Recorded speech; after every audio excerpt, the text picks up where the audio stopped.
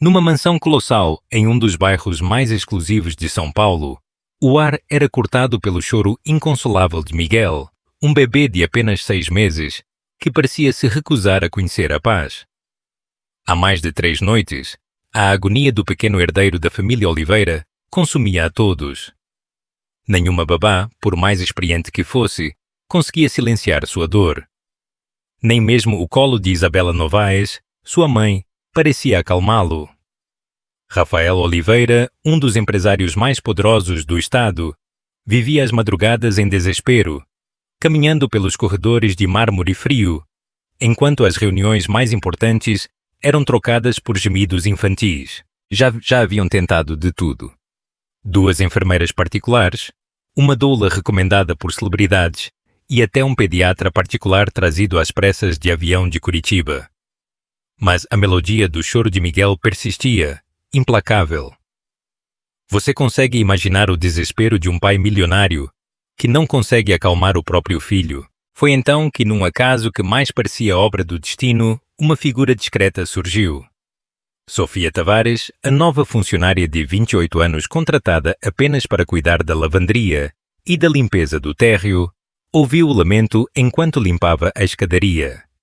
Sem fazer alarde, aproximou-se do quarto, observando de longe o caos. A governanta, Lígia, exausta, balançava o bebê enquanto Rafael, com a voz rouca de tanto gritar, implorava: Pelo amor de Deus, alguém tire esse menino dessa agonia. Já fiz de tudo. Lígia, sem mais esperança, olhou para Sofia. Quer tentar, Sofia? Já estamos no desespero mesmo. Sem dizer uma palavra, Sofia secou as mãos no avental, aproximou-se do berço. Com uma naturalidade assustadora, pegou o bebê nos braços e apenas o segurou com firmeza, aninhando a cabeça dele em seu ombro. O milagre aconteceu em menos de 30 segundos. O choro cessou. Os pequenos olhos de Miguel se fecharam. Rafael, testemunha da cena, arregalou os próprios olhos, como se tivesse presenciado a maior magia de sua vida. Mas o que você fez? Como é possível isso? Ele perguntou, a voz trêmula. Sofia apenas sussurrou. Não fiz nada, senhor. Só ouvi o que ele precisava. E voltou a embalar o bebê suavemente, enquanto murmurava uma melodia antiga, quase apagada pelo tempo. O detalhe, imperceptível para a maioria, mas que atingiu Rafael com um arrepio gélido na espinha, foi que aquela canção era a mesma que sua própria mãe, Dona Beatriz Oliveira, cantava para ele quando criança. Uma melodia sem letra, que ela dizia ter inventado. Onde você aprendeu essa música? Rafael questionou, sua voz quase um fio. Sofia hesitou, os olhos escuros marejados. Eu não sei. Desde criança, eu a canto para acalmar bebês nos abrigos onde cresci. Rafael, desconcertado, observou aquela mulher morena, de 28 anos. Ninguém na casa sabia ao certo de onde ela viera. Fora indicada por uma agência de limpeza há apenas 2 dias, e agora segurava seu filho como se tivessem o mesmo sangue. Naquela noite, Isabela se recusou a segurar o filho, alegando exaustão emocional. Sofia permaneceu ao lado do berço até às 4 da manhã, ninando o menino com um braço e lendo um livro com o outro. No dia seguinte, o choro voltou assim que ela saiu para almoçar. Ao retornar, Miguel já estava com a pele vermelha e os olhos inchados.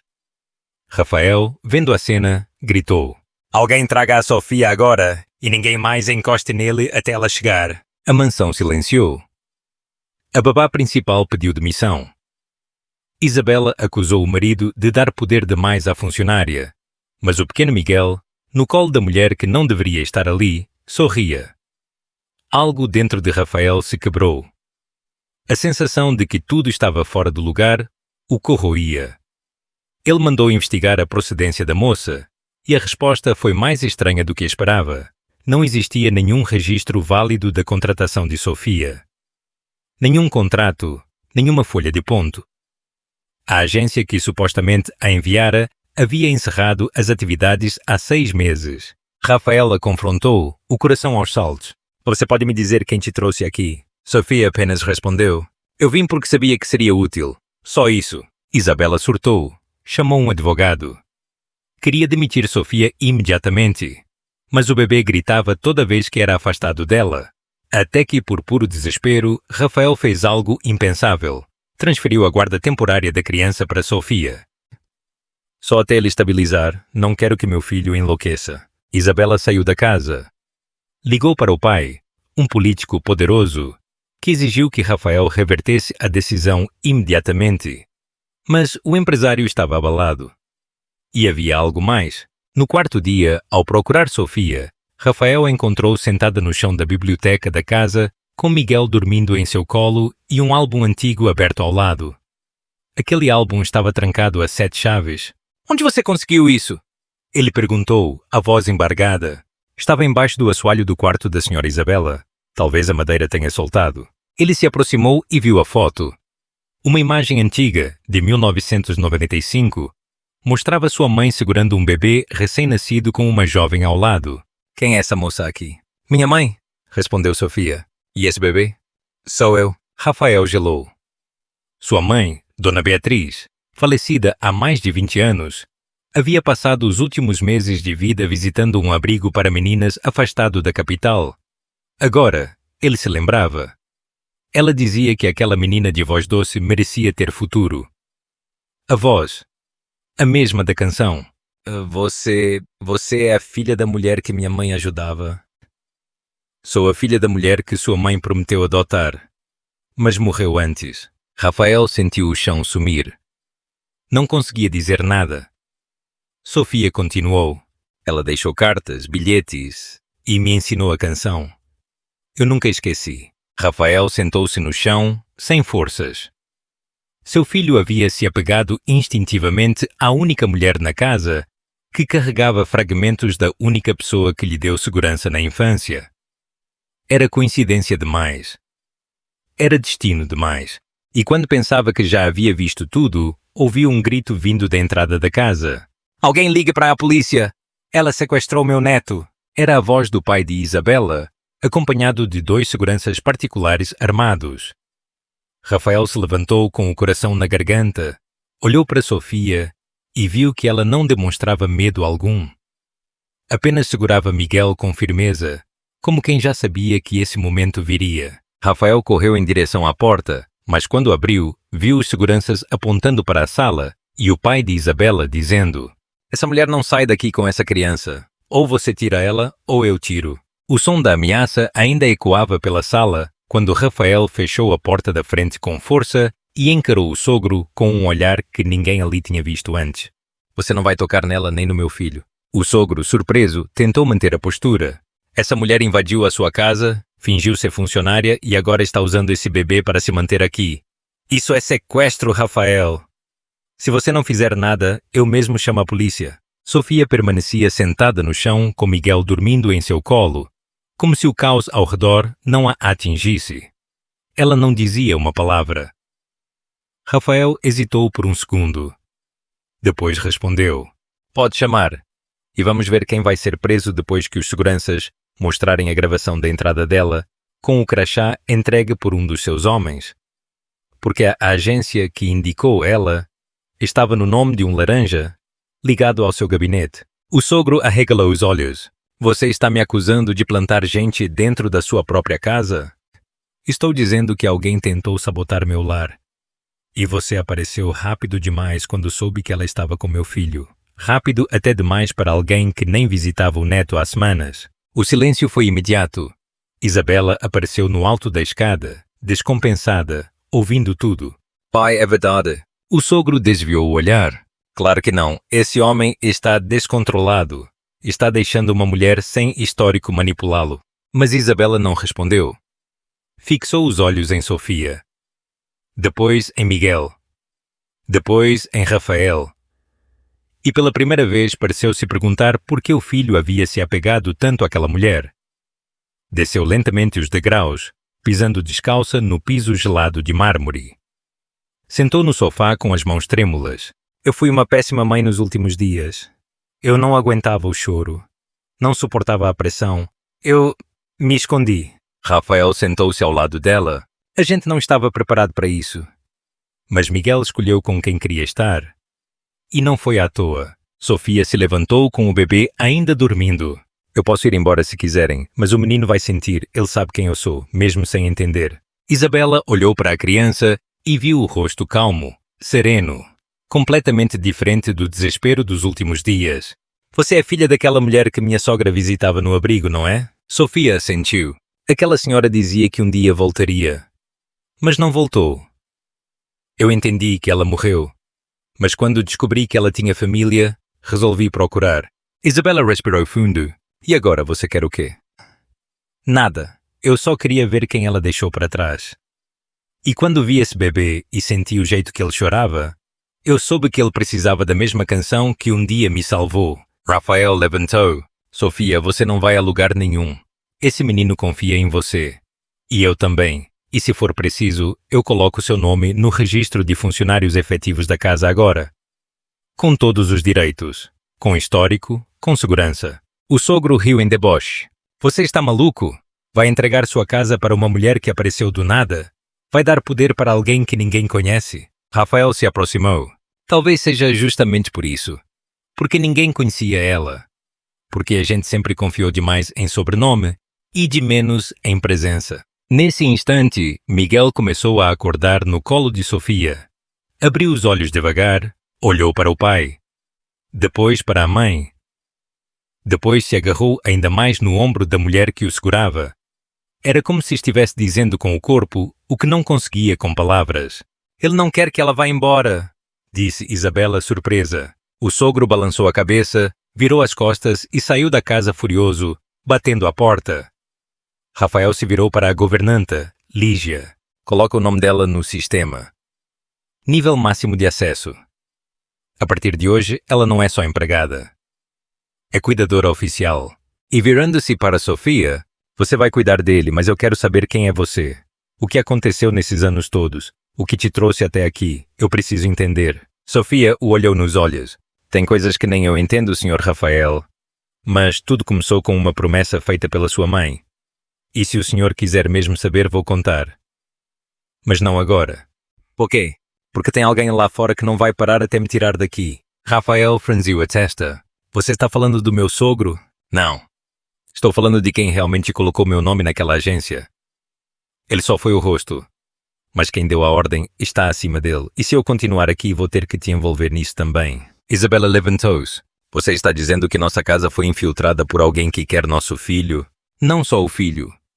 Querem a estrutura. Querem o que essa família representa. E se vocês me deixarem ficar, precisam estar prontos para o que vem. Rafael olhou para a esposa. Depois para o bebê. Depois para a mulher que carregava aquele menino como se fosse sangue do próprio sangue. A gente já passou do ponto de volta. Conta tudo, agora. E Sofia, olhando pela janela com os olhos atentos, respondeu com firmeza. Sofia se afastou da janela lentamente, ainda com o bebê nos braços, enquanto Rafael e Isabela observavam, sem saber ao certo o que esperar. O silêncio era tão denso quanto o ar da sala. Vocês querem saber a verdade? Então prestem atenção, porque depois que eu contar não tem mais volta. Ela sentou-se no sofá, ajeitou Miguel no colo e começou a falar com uma calma inquietante. Minha mãe, Mariana Costa, morreu quando eu tinha 6 anos. Diziam que foi um acidente, mas até hoje não acredito.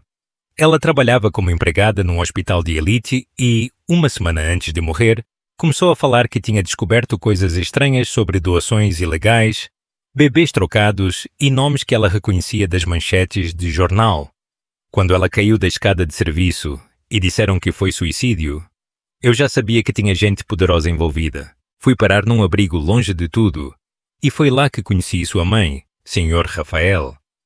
Dona Beatriz aparecia sem avisar, sempre com mantimentos, livros e às vezes só com música. Ela me tratava como filha, me disse que ia me adotar, mas sumiu. Meses depois, soube que ela tinha morrido. A partir daí, eu fui transferida de abrigo em abrigo. Até que completei 18 anos e fui expulsa sem aviso. Passei a viver de favor, depois de faxina em faxina, sem documento original, porque nem meu registro era oficial. Eu era uma sombra, Sr. Rafael, que eu sabia que se eu morresse, ninguém notaria. Até que, 5 meses atrás, fui chamada para uma conversa em uma casa abandonada no centro da cidade. Um homem me entregou um envelope com dinheiro e disse que eu devia aceitar um emprego numa mansão, cuidar da lavanderia e obedecer a qualquer ordem. Disse que minha ficha tinha sido apagada do sistema e que a nova identidade já estava pronta. Quando perguntei quem tinha dado a ordem, ele respondeu: "Gente que quer o poder de volta e você vai ajudar sem saber." Eu não aceitei de cara. Fui embora. Mas no dia seguinte, alguém me mandou uma foto do orfanato onde cresci, todo queimado. Depois, recebi um vídeo de uma amiga minha sendo ameaçada.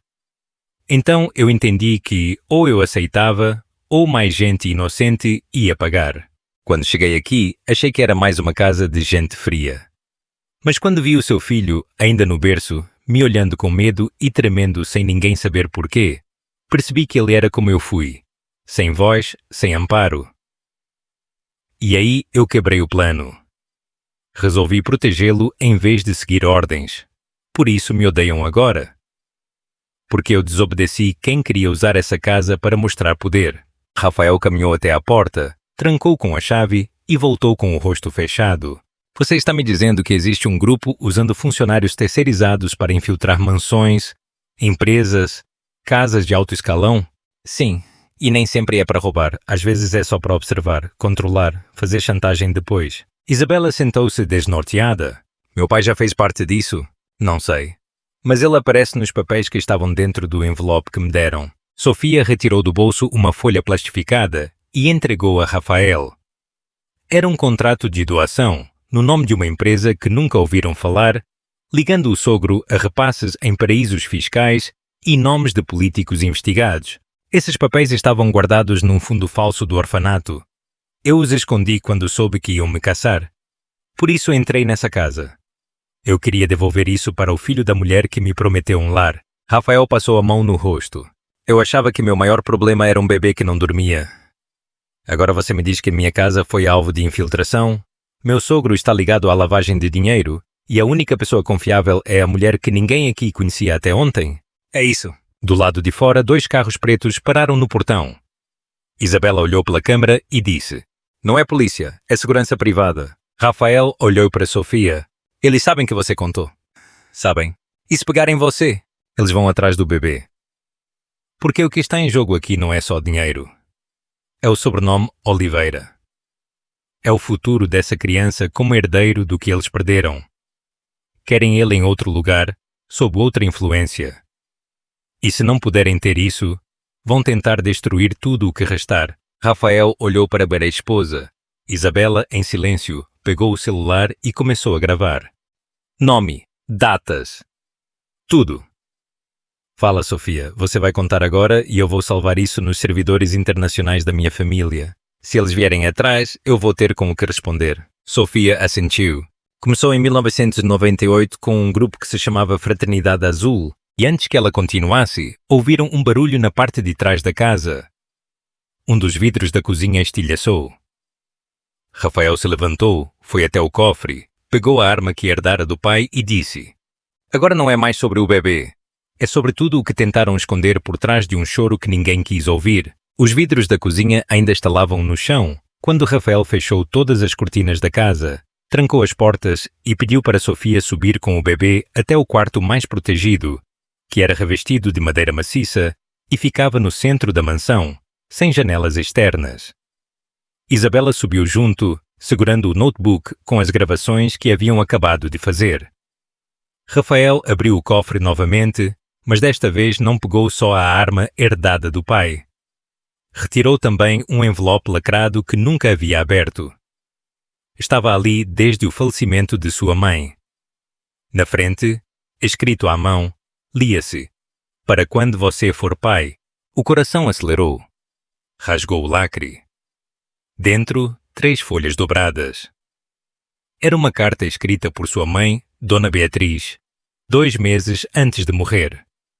O texto dizia que no passado ela havia tentado adotar uma menina do abrigo Irmã Lúcia, mas foi impedida por pressões externas e ameaças que a deixaram com medo de colocar em risco a própria família. Dizia também que havia recebido avisos de que, se insistisse em dar o sobrenome Oliveira àquela criança, seria desmoralizada publicamente.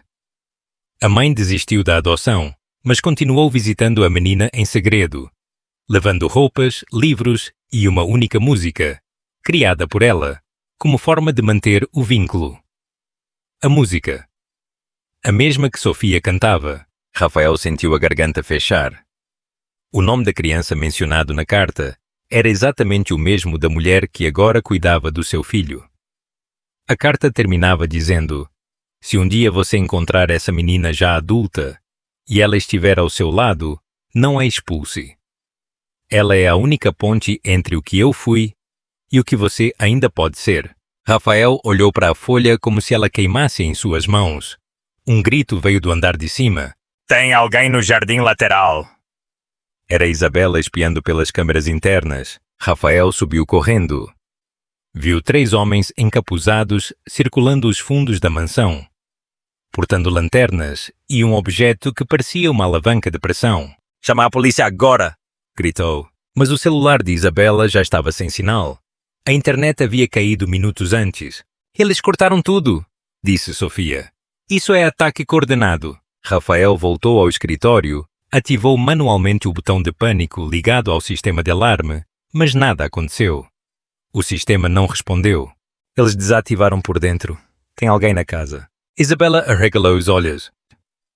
A única funcionária que ainda não apareceu desde ontem à noite foi a cozinheira da madrugada, a Renata. Rafael pegou a arma e desceu para a área de serviço. Porta entreaberta. Louça limpa. Mas nenhum sinal da cozinheira. O interfone interno emitia um chiado sutil, como se alguém estivesse ouvindo, mas sem responder. Ele se aproximou. Apertou o botão e disse: se você ainda está aqui dentro, saiba que a criança está protegida e que se tocar em qualquer um de nós, vai pagar com a própria vida. Nada. Apenas estática. De repente, um alçapão do armário lateral se abriu sozinho. Um dos empregados antigos havia revelado que aquele compartimento ligava ao antigo poço desativado da mansão, que levava ao jardim externo. Rafael entrou com a lanterna acoplada à arma. Ao passar pela estreita escada de pedra, ouviu passos apressados e viu uma sombra correndo pelo túnel. Disparou um tiro para cima, só para assustar. A sombra parou. Uma voz feminina respondeu: você não vai querer me matar, Rafael, porque eu sei quem mandou te caçar. Era Renata, a cozinheira, ou quem fingia ser. Quem te mandou? Rafael perguntou, já suando. O mesmo que destruiu a sua mãe por tentar adotar uma criança fora do padrão. O mesmo que financiou campanhas com dinheiro sujo para manter a família Oliveira sob controle. Você está falando do pai da Isabela? Estou falando de quem está acima dele. De quem criou a Fraternidade Azul. Rafael abaixou a arma. Aquela organização é real, então. Mais real do que você pensa. E essa criança que você teve, o seu filho, ele é a chave para algo maior. Porque o sangue dele carrega a junção de 2 linhagens que nunca deveriam se cruzar. E se você deixar essa mulher cuidar dele, o plano todo vai ruir. Rafael subiu de volta pela escada. Renata não o seguiu. Quando ele chegou ao andar de cima, encontrou Sofia com o bebê no colo e Isabela digitando em outro notebook. Estou tentando reconectar a internet por um chip externo. Se eu conseguir, posso enviar a gravação da confissão da Renata para os servidores externos da nossa holding. Ela confirmou que alguém está usando a criança para atingir um objetivo maior. Que o Miguel é mais do que um herdeiro. Ele é uma junção perigosa, disse Sofia. Porque o seu sangue carrega o império e o meu carrega a memória. Juntos, somos tudo que eles queriam manter separado. Rafael pegou o bebê nos braços pela primeira vez em semanas e sentiu um arrepio percorrer o corpo. Ele não é só meu filho, ele é o que resta de tudo o que apagaram. Um estrondo soou na área de serviço. Era o portão dos fundos cedendo. Isabela gritou: eles vão invadir, não tem mais tempo. Rafael olhou para Sofia e perguntou: você tem como sair daqui com ele em segurança? Ela assentiu. Mas eu vou precisar que confiem em mim, 100%. Isabela chorava. Acha que não confiamos já? Leva ele. Mas promete que vai trazer meu filho de volta? Sofia segurou Miguel com mais força. Eu não vou só trazê-lo de volta. Eu vou destruir quem tentou apagar a história dele. Quando Sofia atravessou a lateral da mansão com Miguel amarrado ao próprio corpo por um lençol dobrado, o portão dos fundos já havia cedido e 2 homens encapuzados cruzavam a cozinha em direção à sala central, onde Isabela tentava enganar o sistema de vigilância com vídeos gravados horas antes. Rafael mantinha-se em posição ao lado da escada com a arma em punho, pronto para atirar, mas com a mente dividida entre proteger sua casa e garantir que Sofia escapasse com o filho. O trajeto da fuga havia sido planejado em menos de 5 minutos. Sair pela lavanderia, escalar o muro externo por uma escada auxiliar e cruzar o jardim dos fundos, onde o velho jardineiro da casa, seu Benedito, homem de 70 anos e meio surdo, havia deixado o portão destrancado sob orientação de Rafael. Mas ao virar a esquina, Sofia sentiu o pé afundar no chão de cascalho e ouviu um clique metálico vindo de baixo. Parou na hora. Um dos homens no rádio escondido nos arbustos gritou: Ela ativou o campo. Vai, pega agora. Ela se jogou no chão, protegendo o bebê com o próprio corpo. Uma rede de contenção emergiu debaixo da terra, armada com sensores de proximidade. Era uma armadilha montada antecipadamente.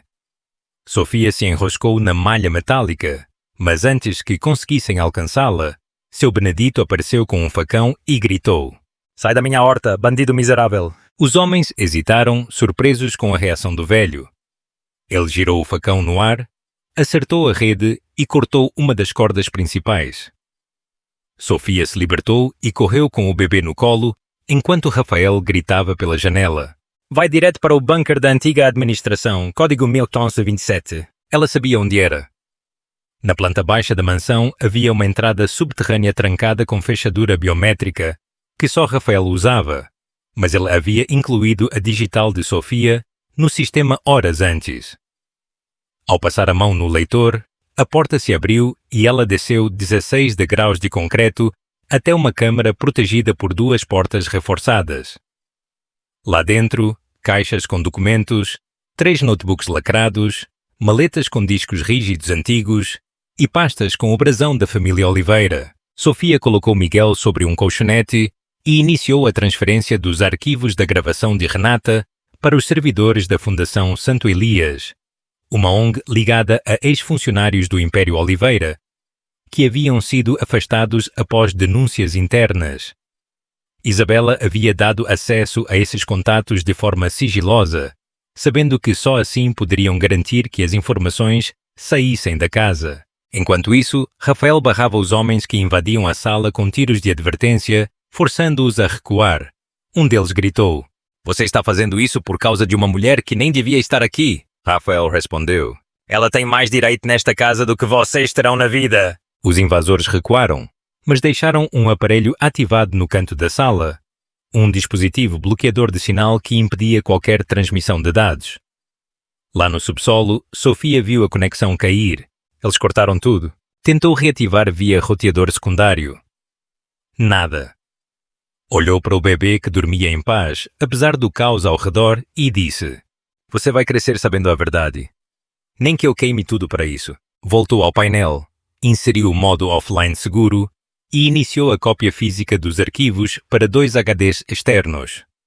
Demoraria 8 minutos. Nesse tempo, tudo poderia mudar. Do lado de fora, a polícia finalmente chegava, alertada por seu Benedito, que escapara pela frente da casa e pedir ajuda num mercado vizinho. Os homens armados tentaram fugir pelos fundos, mas foram interceptados. Um deles, ao ser contido, gritou: Vocês não fazem ideia de quem está por trás disso. E o policial respondeu: Talvez não, mas agora eles têm nome, rosto e registro. Rafael saiu pela porta da frente com as mãos erguidas, entregou a arma e mostrou os documentos que havia encontrado na carta da mãe. Isabela apareceu logo atrás com o notebook em mãos. Tem vídeos, tem áudios, tem lista de pagamentos. Está tudo salvo. No bunker.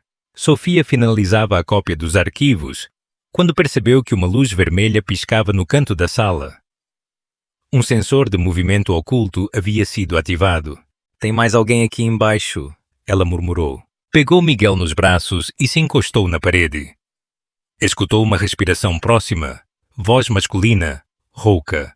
A gente te avisou para não se meter com coisa maior que você. Ela respondeu sem hesitar. Não sou eu que estou mexendo com o impossível. São vocês que subestimaram a única que ele ouve.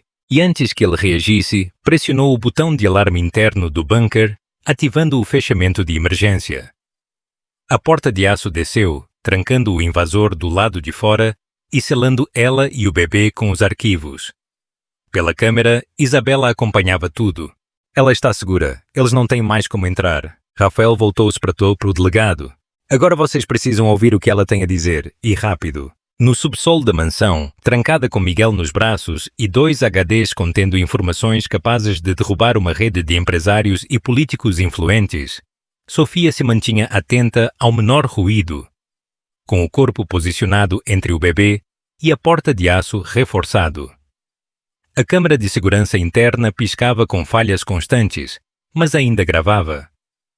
Ela falava em voz baixa, registrando tudo em tempo real, para o servidor de emergência da ONG Santo Elias, ativado via satélite por um chip escondido que Isabela havia costurado na barra de sua blusa. Meu nome é Sofia Tavares.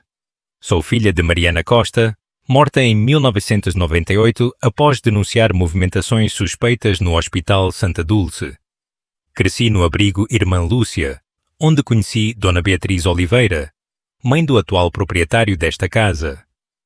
Ela me prometeu adoção. Morreu antes. Anos depois, fui aliciada por agentes ligados a uma rede clandestina de controle patrimonial. Aceitei o trabalho sob coação, mas ao reencontrar o filho daquela mulher, percebi que era minha chance de mudar tudo. O bebê que está comigo é herdeiro direto da família Oliveira e alvo de interesses que extrapolam bens. Querem o nome, querem o símbolo, mas não vão ter. Do lado de fora, Rafael entregava pessoalmente os documentos ao delegado responsável pela operação. Aqui estão as evidências que conectam meu sogro a uma rede privada de manipulação patrimonial, com ramificações em 5 estados. Vocês não vão encontrar todas as provas no sistema oficial. Elas estão lá embaixo, no cofre da minha mãe. O delegado pediu reforços. Temos agentes a caminho para digitalizar o material e garantir a escolta da funcionária e da criança. Mas, Sr. Rafael, se tudo isso for confirmado, o nome da sua família vai cair nas manchetes do país inteiro. Rafael assentiu. Melhor cair pelo motivo certo do que subir pelas costas erradas. Isabela, ao lado dele, completou. Se essa história vazar da forma como deve, outras famílias vão ter coragem de denunciar o que também viveram caladas. Enquanto isso, no cofre, a luz voltou. O sistema reiniciou. Sofia digitou a senha de liberação do protocolo externo e ativou o modo de evacuação segura. O sistema destravou a rota secreta por trás do depósito de vinhos antigos, construído décadas antes como saída de emergência para incêndios. Pegou Miguel, amarrou os HDs com fita no próprio corpo e passou pela abertura de concreto. A passagem levava a um corredor úmido, escuro e repleto de caixas velhas, onde em algum momento a mãe de Rafael escondeu cartas e pastas com informações de doações desviadas e ordens judiciais nunca cumpridas. Sofia pegou o que coube nas mãos e seguiu até a grade final, destrancada por Rafael minutos antes pelo painel superior. Quando emergiu pela lateral do jardim, viu o delegado, 2 investigadores federais e Isabela a esperando com uma manta. Conseguimos, agora vai para a sala segura com o material. Sofia entregou os HDs, mas manteve o bebê nos braços. Ele só vai comigo até tudo estar protegido. O delegado não questionou. Como quiser. Dentro da van blindada, os federais iniciaram a leitura do conteúdo. Pastas criptografadas, fotos, vídeos, planilhas e registros de transações ilegais que datavam desde 1993, todos com nomes, valores, datas e destinos. Um dos investigadores murmurou. Isso aqui é o fim da Fraternidade Azul. Isabela, agora com os pés descalços e coberta de pó da casa, sentou-se na calçada e riu. Talvez seja o começo do que vem depois. Às 17h42, a prisão preventiva de 4 nomes envolvidos foi autorizada. Às 18h, a notícia já era manchete em ao menos 15 portais de notícias. Mas o que ninguém sabia ainda era que os principais mandantes estavam fora do país, e a única chance de desarticulá-los seria através dos dados que ainda estavam encriptados na pasta final, a chamada pasta códice. Sofia sabia da existência dela, mas nunca tivera acesso. Apenas a mãe de Rafael conhecia a chave original. Foi então que Rafael lembrou da frase escrita no final da carta que lera no cofre. Meu segredo está guardado, onde só ele escuta. Voltou ao quarto do filho, onde havia uma caixinha musical herdada de sua mãe, guardada no armário desde o nascimento de Miguel. Ao abrir, ouviu a melodia que ele próprio ouvia quando criança, e ao fundo da caixinha, uma fita adesiva escondia um pequeno chip com sequência de números gravados à mão. Digitou no sistema. A pasta abriu. Dentro, o nome de 26 empresários, 8 políticos e 3 militares da reserva. Era mais do que esperavam. Era uma estrutura. Era o fim de uma geração de silêncio. E enquanto os agentes federais escaneavam tudo, Sofia encostava a cabeça na parede do carro, com o bebê dormindo no colo, e uma única frase ecoava em sua mente. Tudo isso começou com um choro e termina com alguém ouvindo. Às 6h38 da manhã do dia seguinte, Rafael Oliveira entrou na sede da Polícia Federal, com o bebê no colo e Sofia ao seu lado, sem anunciar a presença, nem avisar à imprensa. Não queria manchete. Queria fim. Após mais de 15 horas de cópias, cruzamento de dados e extração de metadados criptografados, os agentes confirmaram. A Fraternidade Azul, nome informal de uma organização privada de chantagens políticas e manipulação econômica, operava há pelo menos 34 anos com base em 3 eixos: inserção de agentes domésticos em casas de empresários e políticos, coleta de dados e manipulação emocional através de vínculos com filhos pequenos.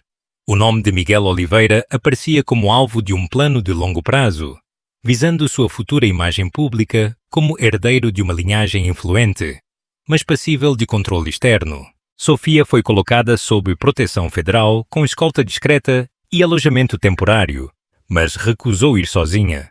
Onde ele for eu vou, porque quem ajudou a formar esse menino fui eu, e não vou deixar que ele cresça em outro silêncio. O delegado responsável autorizou. Isabela entregou voluntariamente os aparelhos eletrónicos da casa, as senhas dos sistemas internos e todos os áudios que conseguiu salvar antes do colapso da rede. Quero que tudo seja público. Doa a quem doer. Ninguém mais vai fingir que não viu. Às 8h54, a Operação Berço de Vidro foi deflagrada em 5 estados ao mesmo tempo, prendendo 32 envolvidos, apreendendo documentos, computadores e imagens de segurança, com mais de 2.300 registros de movimentações suspeitas em residências de alto padrão. Em Salvador, uma babá filmada com câmeras ocultas foi flagrada plantando chips de escuta na roupa de um bebê. Em Curitiba, 2 motoristas de luxo foram presos ao tentar transferir registros de reuniões para servidores internacionais. Em Belo Horizonte, uma funcionária terceirizada do Senado foi acusada de ter fotografado mais de 300 documentos oficiais usando uma câmera escondida em uma pulseira infantil. Tudo foi conectado pela mesma rede, a Fraternidade Azul, operando sob o disfarce de fundações beneficentes e serviços de cuidado doméstico. Às 10h16, Rafael foi chamado ao gabinete do diretor-geral da Polícia Federal. Você sabe que seu nome vai ser massacrado por isso, não sabe? Vão tentar te destruir nos jornais, nos bastidores, nos conselhos. Rafael respondeu sem hesitar. Melhor ser atacado por contar a verdade do que elogiado por calar enquanto meu filho vira produto de chantagem. Em casa, a mansão Oliveira foi lacrada. Isabela preferiu se mudar com o filho e com Sofia para um apartamento provisório no interior de São Paulo, onde reconstruiriam tudo longe das câmaras. Sofia passou a cuidar de Miguel em tempo integral, mas agora com o nome registrado oficialmente como cuidadora legal, direito aprovado por decisão judicial após comprovar vínculo afetivo, ausência de antecedentes e risco concreto de vida. Isso aqui não é adoção, é reconhecimento. disse a juíza ao proferir a liminar. Às 12h47, o nome de Rafael Oliveira era o mais comentado da internet, dividido entre críticas, apoio, dúvidas e ataques. Mas o empresário não comentou nada. Apenas publicou uma única frase em nota oficial. Se meu filho chora, eu escuto. Mesmo quando isso significa escutar o que fui ensinado a ignorar. Sofia também não se pronunciou, continuava em silêncio. Apenas saía para as sessões com a promotoria, entregava o que sabia, confirmava os nomes, apontava conexões e voltava. Rafael cuidava da segurança. Isabela organizava os arquivos. Era como se os três formassem, enfim, uma família, ainda que sob ataque.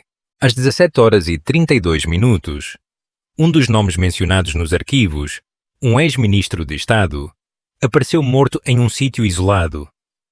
A suspeita de queima de arquivo foi imediata. A Polícia Federal reforçou a escolta de Sofia. Rafael assinou um termo de responsabilidade por sua integridade. Às 18h, o bebê Miguel teve febre. Sofia passou a noite acordada ao lado do berço, com o mesmo canto de sempre. A melodia da avó. Do passado. A melodia que abriu toda essa história. Rafael se aproximou, colocou a mão no ombro dela e disse: "Você sabe que isso só está começando, né?" E ela respondeu: "Por isso eu ainda estou aqui." E o que nenhum dos dois sabia era que no subsolo da casa antiga, lacrada, ainda havia um armário escondido atrás da biblioteca, onde um antigo gravador havia sido ativado por sensor. E alguém, em outro país, já havia começado a ouvir tudo.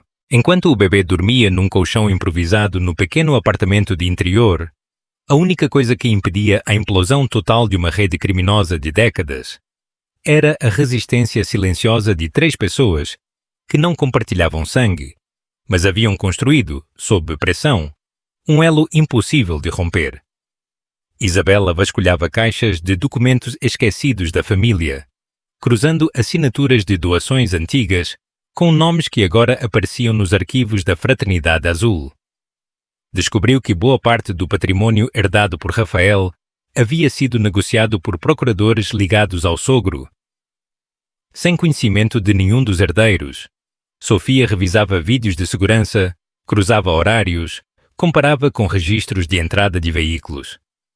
Rafael mantinha contato direto com o gabinete da Polícia Federal e com um grupo independente de procuradores que já haviam alertado anos antes sobre infiltrações de empresas privadas em estruturas familiares ricas sob o pretexto de prestação de serviço. Às 9h15 da manhã, uma nova ordem de prisão foi expedida contra o ex-diretor da empresa que prestava serviços de RH à Casa Oliveira, responsável por intermediar a contratação de mais de 60 empregados em residências de alto padrão. Os investigadores descobriram que a maior parte dos contratos era falsa. As fichas dos funcionários eram impressas em sequência numérica, com os mesmos erros gramaticais e endereços inexistentes. A empresa, chamada Valor Ético Serviços, havia recebido repasses de ao menos 4 grupos políticos e empresas de segurança.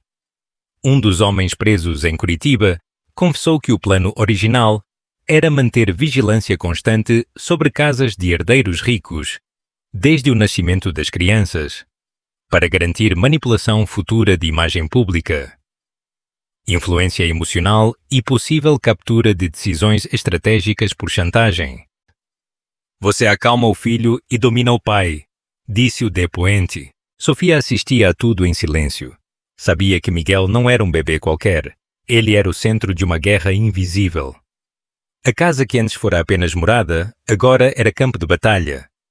E o que a sustentava era a escuta, o vínculo, a coragem de não se calar. Às 11h, Rafael foi chamado para depor oficialmente.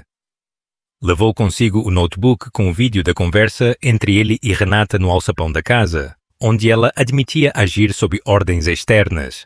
A promotora responsável pediu que ele ficasse em sigilo.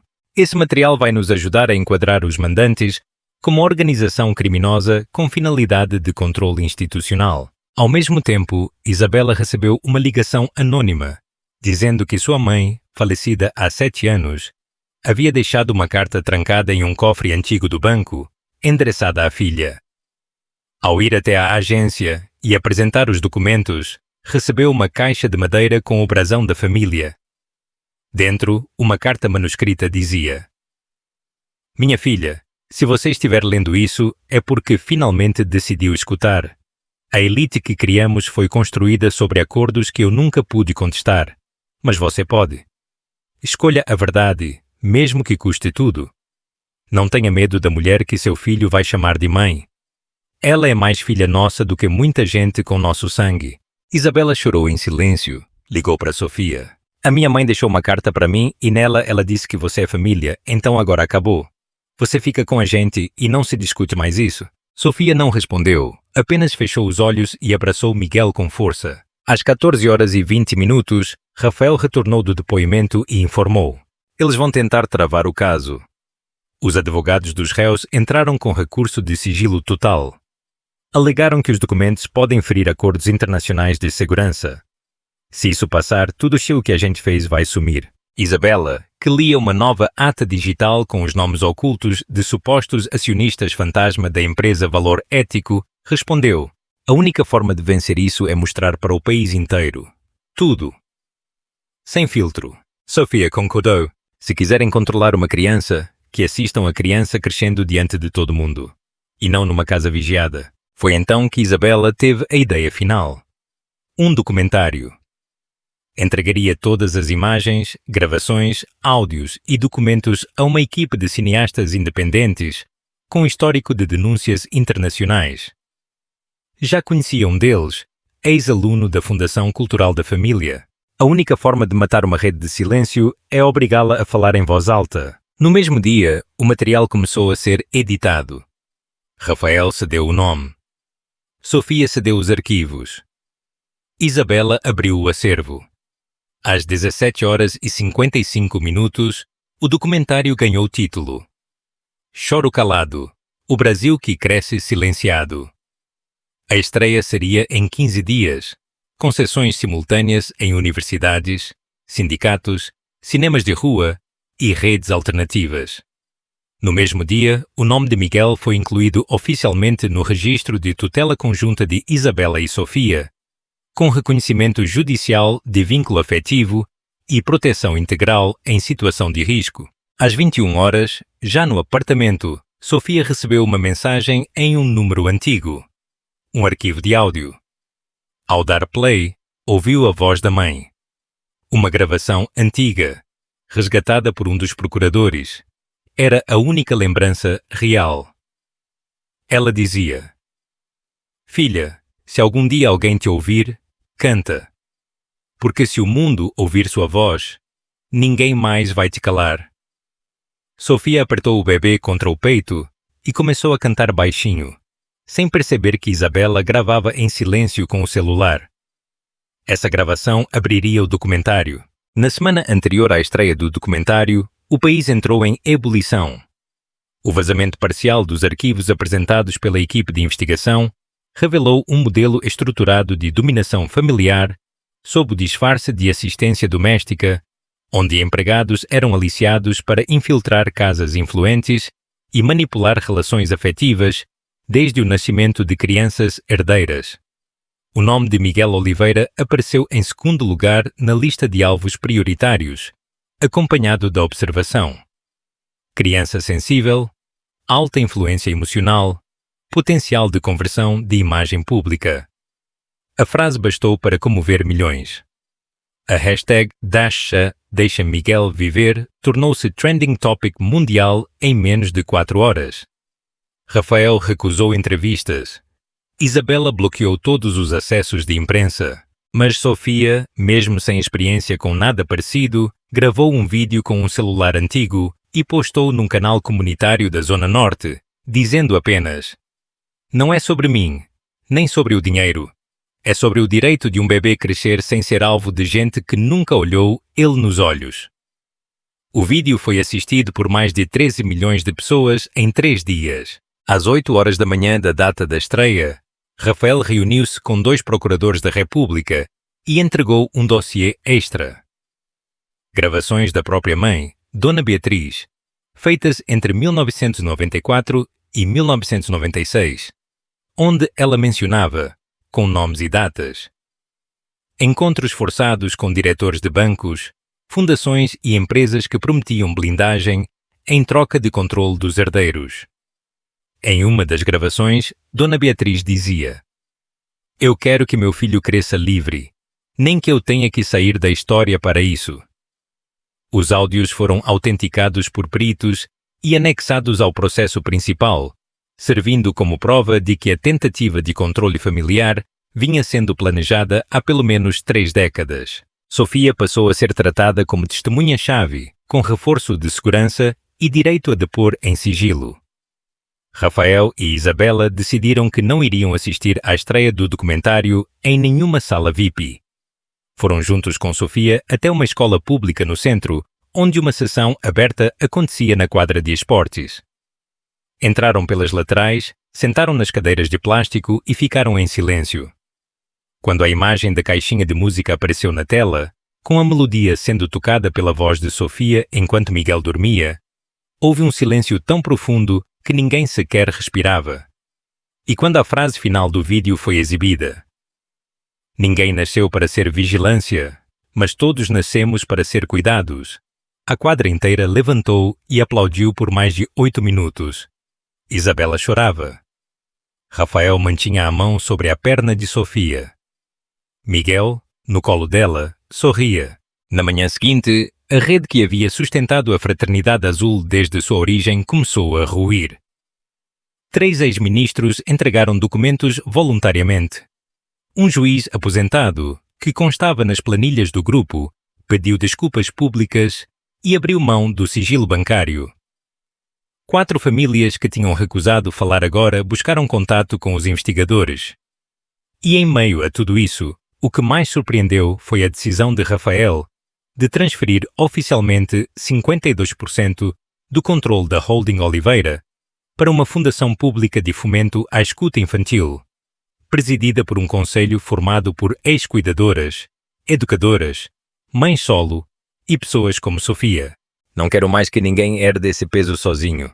Quem vai herdar a Oliveira agora é quem sabe ouvir." Ao assinar o termo, Sofia disse: "Eu não sou empresária, mas sei quando um bebê precisa ser escutado. E agora o Brasil vai ser forçado a ouvir o que ignorou por tempo demais." Nos dias que se seguiram, nenhuma fala teve mais impacto do que a que veio da boca de Isabela. Quando perguntada por uma repórter sobre como se sentia ao dividir a guarda do filho com outra mulher, ela respondeu: "Não divido nada, a gente criou juntas. E se tem alguém com quem eu confio a alma do meu filho, é com quem escutou ele quando eu só queria silêncio." Nos bastidores, o grupo remanescente da Fraternidade Azul iniciou uma nova movimentação.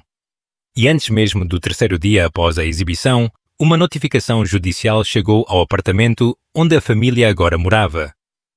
Uma liminar alegava que Sofia havia invadido a Casa Oliveira com documentos falsos e exigia sua prisão preventiva. O juiz que assinava a ordem era o mesmo que aparecia nos áudios da mãe de Rafael, citado por nome e apelido. A rede ainda resistia. Rafael ligou para o delegado. Eles reagiram e dessa vez não vão parar no papel. Sofia não hesitou. Pegou a mochila, colocou Miguel no colo e disse: "Se tentarem me tirar daqui vai ser na frente de todo mundo." E com ele olhando. "E aí vão entender que não é mais sobre mim, é sobre o país que escolhe quem escuta e quem manda calar." A liminar que pedia a prisão preventiva de Sofia foi recebida com surpresa e revolta por parte dos promotores federais que já haviam validado seu status como testemunha-chave e cuidadora legal do bebê Miguel. O juiz que assinava o pedido, Dr. Horácio Castro, havia sido citado em 2 gravações antigas feitas pela mãe de Rafael, onde era mencionado como o homem de confiança da Irmandade. Diante da denúncia, Rafael foi pessoalmente ao gabinete da Corregedoria Federal entregar os áudios. "Esse juiz não pode julgar nada relacionado à minha família. Ele tem conflito direto." A Corregedoria abriu sindicância em caráter emergencial, mas o mandado já havia sido enviado à Delegacia de São Paulo e 2 agentes estavam a caminho do novo endereço da família. Sofia sabia o que aquilo significava. Eles não querem me prender. Eles querem me desmoralizar. Se me colocarem numa viatura, mesmo que seja por poucas horas, vão usar essa imagem contra tudo que a gente construiu. Isabela trancou a porta. Rafael ligou para o delegado que acompanhava o caso desde o início e exigiu intervenção imediata. Se essa mulher for levada daqui sob falsa acusação, vocês perdem a única chance de provar que o sistema ainda tem reparo. O delegado hesitou, mas concordou. Segura ela em local fechado. Vamos abrir um procedimento interno para assustar esse mandado com base na suspeição do juiz. Rafael desligou e correu até o andar de cima, onde havia um quarto com reforço acústico, originalmente usado como estúdio de música. Prepararam o espaço, colocaram um berço improvisado, um mini frigobar e uma rede para que Sofia ficasse ali com Miguel o tempo que fosse necessário.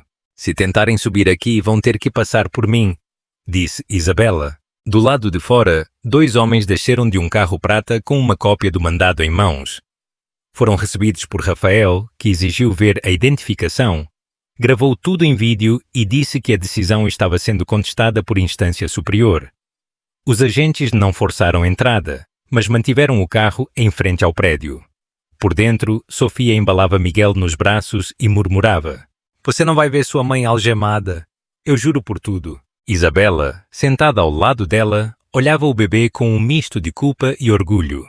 "Eu precisei de você para entender o que era ser mãe, e se eles tirarem você, vão tirar metade de mim também." Às 14h57, o Procurador-Geral emitiu uma nota oficial declarando nula a liminar do juiz Dr. Horácio Castro e autorizando um inquérito para investigar sua atuação nos últimos 15 anos. A decisão acalmou os ânimos por algumas horas, mas a tensão já estava instaurada.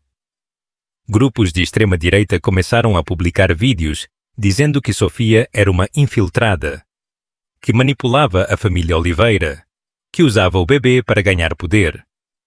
Alguns perfis chegaram a divulgar fotos antigas dela em abrigos, com legendas como: "Essa é a mulher que agora manda numa fortuna." Rafael entrou com pedido para derrubar os conteúdos, mas sabia que o estrago já tinha começado. Às 18h, Sofia pediu que ele sentasse. "Senhor Rafael, eu quero fazer um vídeo. Sem maquiagem, sem corte, sem edição. Só eu, você, Isabela e Miguel. Quero que a gente conte a verdade inteira." Isabela montou a câmera no tripé, ligou. E Sofia começou: "Meu nome é Sofia Amélia Tavares. Fui criada em abrigo. Nunca conheci meu pai. Minha mãe morreu tentando denunciar uma rede de tráfico de influência e foi enterrada como suicida. Cresci em silêncio. Até que reencontrei muitos anos depois o filho da mulher que tentou me adotar e foi impedida por gente que hoje tenta calar minha história de novo. Mas agora tem uma diferença. Eu tenho nome, tenho voz e tenho alguém que escuta." Isabela falou em seguida: "Eu sou Isabela Novaes, mãe do Miguel. E digo publicamente, se tem alguém que salvou meu filho, foi essa mulher. E se tentarem tocar nela, vão enfrentar uma mãe." 2. Rafael encerrou: "A minha família, a minha empresa, a minha história, tudo isso foi manchado por quem dizia proteger. Mas hoje eu tenho clareza de quem merece estar ao meu lado. E é ela. E quem não aceitar isso, que se retire." O vídeo foi publicado às 19h41. Em 30 minutos, somava mais de 2 milhões de visualizações. Em 12 horas, era a resposta mais comentada da semana. Personalidades públicas, mães solo, artistas, cuidadores e professores se manifestaram em apoio. E a frase dita por Isabela, "Duas mães valem mais que um sobrenome", tornou-se símbolo de uma virada. Nos bastidores, no entanto, os últimos membros remanescentes da Fraternidade Azul preparavam um contra-ataque.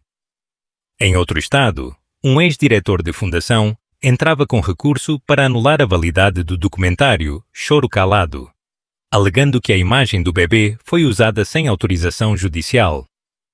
A petição caiu nas mãos de um desembargador conhecido por decisões alinhadas à elite empresarial. Isabela soube no mesmo dia: "Eles vão tentar tirar o filme do ar." Rafael respondeu: Então a gente vai mostrar que o filme nem começou ainda. E sem esperar decisão judicial, anunciou uma nova ação. Abriria todos os arquivos da Fundação da Família Oliveira. Mais de 40 anos de documentos para investigação pública. E com isso, o que antes era proteção virou arma. A decisão de Rafael Oliveira de abrir o acervo completo da Fundação Familiar para Investigação Pública pegou o país de surpresa. Nenhum outro nome do setor empresarial havia se disposto a escancarar voluntariamente 43 anos de movimentações contábeis, atas internas, doações políticas, pagamentos de campanhas, relatórios de conselho e troca de e-mails confidenciais. Às 9h52 da manhã seguinte ao vídeo publicado por Sofia e Isabela, a Holden Oliveira atualizou seu site oficial com um botão escrito: Consulta aberta. Verdade não tem sigilo. Em menos de 6 horas, mais de 2 milhões de acessos simultâneos derrubaram o sistema. Mas os dados já estavam sendo replicados por universidades, ONGs e veículos independentes. E entre os arquivos havia um que ninguém esperava. Uma carta escrita à mão por Dona Beatriz, mãe de Rafael, endereçada ao bispo de uma congregação tradicional, onde ela implorava para que a adoção de uma menina do abrigo, Irmã Lúcia, fosse permitida sem interferência de sobrenome ou classe. A carta dizia: ela não é ameaça, ela é reparação. Não a calem. A menina era Sofia. A revelação foi a gota final. Às 13h46, 3 juízes federais assinaram em conjunto a anulação definitiva da liminar que pedia a prisão de Sofia. O juiz Dr. Horácio Castro foi afastado por 30 dias e será investigado por conflito de interesse, corrupção passiva e interferência indevida em processos cíveis. Isabela, ao saber da decisão, abraçou Sofia com força. Você venceu, mas Sofia não sorriu. Não tem vitória ainda. Enquanto existir uma criança sendo manipulada por dentro da própria casa, a fraternidade continua viva. Rafael, já cercado de ameaças judiciais, ligou para o procurador responsável pelo caso. Agora vocês têm tudo. Façam o que ninguém teve coragem. Nomeiem. Acusem. Peçam a prisão preventiva de quem montou esse sistema. O procurador hesitou. Tem generais, ministros, acionistas. Isso vai abalar a estrutura. Rafael respondeu. Então que abale. Ao mesmo tempo, o documentário Choro Calado foi notificado judicialmente e teve a exibição suspensa em 2 estados por decisão liminar do desembargador, que alegou violação de direitos da criança. A ironia era sufocante. O filme que denunciava o apagamento de vozes infantis foi silenciado por quem dizia proteger o menor. Isabela ligou para a distribuidora independente e disse: Libera Online abre os arquivos. 6 tem cópias. Espalha nos coletivos, nos centros comunitários, nos grupos de mães. Eles não vão conseguir apagar cada tela de celular. E assim foi feito. Em menos de 12 horas, o vídeo foi replicado em mais de 800 canais paralelos, projetado em muros de periferia, transmitido por streamings alternativos e até baixado em escolas públicas como material pedagógico. Miguel aparecia apenas de costas. A voz de Sofia era clara e a canção final já estava na boca de professores e cuidadores por todo o país. Choro se escuta e não se silencia. Às 17h22, a Ministra dos Direitos Humanos convocou uma reunião de emergência com representantes do STF, do Congresso e da Polícia Federal. O tema era o único: a nova configuração da proteção civil familiar diante de tentativas de infiltração institucional. O nome de Sofia foi citado 17 vezes. Ela não estava presente. Estava em casa, sozinha com Miguel, cantando baixinho enquanto os pais dele se reuniam com promotores. Naquele mesmo instante, uma nova tentativa de desmoralização era executada em Brasília. Um ex-funcionário da Fundação Oliveira divulgou trechos editados de vídeos internos onde Sofia aparecia desacordada após um desmaio causado por exaustão. As imagens foram usadas fora de contexto e viralizaram com legendas como: "Ela não está mentalmente estável" ou bebê está em risco com cuidadora colapsada. Isabela respondeu com um vídeo direto. Ninguém protege mais esse bebê do que ela. Se isso é colapso, o que vocês chamam de abandono emocional. No mesmo dia, uma psicóloga referência em desenvolvimento infantil gravou um parecer espontâneo dizendo que o vínculo entre Miguel e Sofia era exemplar, estável e protetor. A fraternidade tentava, mas o país agora assistia. Às 21 horas, Rafael convocou uma coletiva. Disse: "O sistema que a gente aceitou por tanto tempo não nos protegeu, só nos domesticou. Hoje, meu filho dorme tranquilo porque alguém escutou. Escutou o que eu fui incapaz. Por isso, a partir de agora, cada novo contrato da Oliveira vai exigir protocolo de escuta afetiva no vínculo familiar. E quem não aceitar, não trabalha conosco." Nos bastidores, Sofia recebia um e-mail estranho. Nenhum remetente, apenas um texto. "Você acha que isso é vitória? É só o começo. O próximo choro não será de bebê." Ela levantou da cadeira, foi até a janela e viu, do outro lado da rua, um homem de terno parado ao lado de um carro escuro. Sem celular, sem relógio. Apenas olhando para cima. Pegou Miguel no colo e disse em voz baixa: "Eu não tenho medo de ser perseguida. Eu tenho medo de que ninguém mais ouça." Às 7h22 da manhã seguinte, Sofia acordou com a respiração de Miguel tranquila, o som da chuva fina batendo contra o vidro do quarto e o aviso no celular de que 3 ações judiciais diferentes haviam sido abertas contra ela durante a madrugada. A primeira exigia a suspensão do vínculo afetivo sob a justificativa de conflito de interesse entre funcionária e herdeiro. A segunda acusava Sofia de uso indevido de imagem pública para ganho de notoriedade. A terceira, a mais grave, questionava a validade do reconhecimento judicial de vínculo com Miguel e pedia sua imediata retirada do convívio da criança. Rafael, ao saber disso, ligou imediatamente para o novo procurador da República designado para o caso. Eles estão tentando fazer por papel o que não conseguiram por chantagem. Vão desmontar tudo no jurídico. O procurador confirmou que os advogados da Fraternidade Azul, agora operando sob novas fachadas, estavam buscando brechas técnicas para descredibilizar todo o processo. Se conseguirem anular a decisão da tutela por vício de origem, ela perde tudo e vocês ficam vulneráveis. Isabela reagiu mais rápido. Redigiu uma carta aberta à opinião pública, assinada pelos dois como pais de Miguel e corresponsáveis legais pela segurança emocional da criança, afirmando que a tentativa de apagar Sofia do registro afetivo do bebê era uma forma moderna de apagamento de vínculo que ecoa o mesmo silêncio imposto às gerações de mulheres que cuidaram sem nunca serem reconhecidas.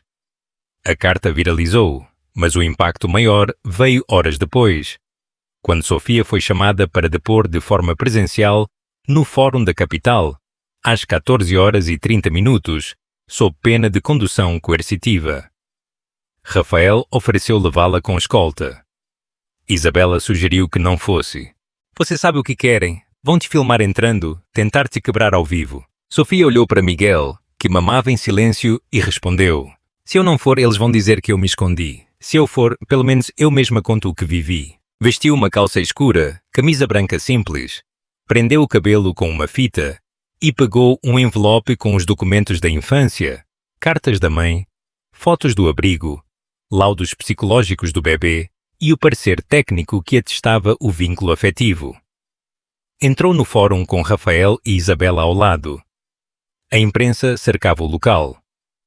Uma mulher gritou: "É você que acha que mãe se compra com carinho?" Sofia não respondeu.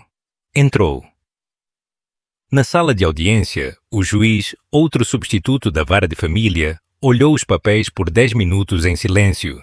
"A senhora não tem parentesco com a criança, o que lhe dá o direito de manter convivência?" Sofia respondeu sem hesitar: "Porque ele me escolheu. Isso não tem validade legal. Então vamos mudar a lei porque tem milhares de crianças nesse país que seriam outras se tivessem sido escutadas por alguém." O juiz esfregou os olhos. "A senhora se coloca como mãe?" "Não me coloco. Ele me colocou. E isso ninguém tem como mudar." Isabela pediu para falar. Foi autorizada. "Sou mãe biológica de Miguel. E afirmo aqui, perante esta corte, Que ele encontrou em Sofia o equilíbrio que eu mesma não conseguia oferecer em momentos de crise. Se isso não vale, então a gente precisa rever o que chamam de maternidade neste país. Rafael completou.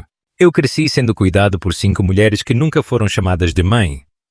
Agora que uma vocês querem tirar isso porque não veio por sangue. O juiz não respondeu. Pediu prazo para análise. Mas o silêncio era a resposta.